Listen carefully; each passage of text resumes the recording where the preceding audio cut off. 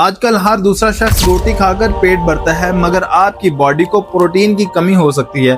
پاکستان میں بہت سے لوگ پروٹین کی کمی کا شکار ہیں، اور جب جسم کو مناسب پروٹین نہیں ملتا تو نہ ہی مسلز بنتے ہیں اور نہ ہی انرجی رہتی ہے۔ لیکن فکر نہ کریں، آج میں آپ کو 6 سستے اور آسان فوڈ بتانے جا رہا ہوں جو آپ کو پروٹین کی کمی کو پورا کرنے میں مدد دیں گے، اور یہ آپ کے لیے بہترین اور سستے پروٹین سورس ہوں گے۔ Number 1، shawarma.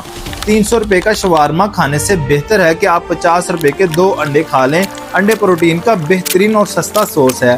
نمبر 2، چنے۔ یہ ایک سستا اور صحت بخش سنیک ہے۔ تقریباً 100 گرام چنوں میں 18 سے 20 گرام پروٹین ہوتا ہے، جو آپ کی پروٹین کی ضرورت کو پورا کرتا ہے۔ Number 3، beef. بیف پروٹین کا بہترین سورس ہے۔ صرف 100 گرام بیف میں تقریباً 31 گرام ہائی کوالٹی پروٹین ہوتا ہے۔ اگرچہ یہ مہنگا لگتا ہے، لیکن اگر آپ کو 1 کلو بیف 1200 روپے میں خریدیں اور روزانہ 100 گرام کھائیں تو یہ 10 دن تک چلے گا، یعنی روزانہ صرف 120 روپے میں آپ کو ہائی کوالٹی پروٹین مل رہا ہے۔ نمبر 4، دودھ۔ دودھ بھی پروٹین کا بہترین ذریعہ ہے۔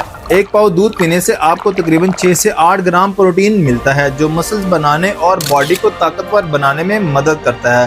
100 روپے کی کولڈ ڈرنک کی بجائے 50 روپے کا دودھ پی لیں۔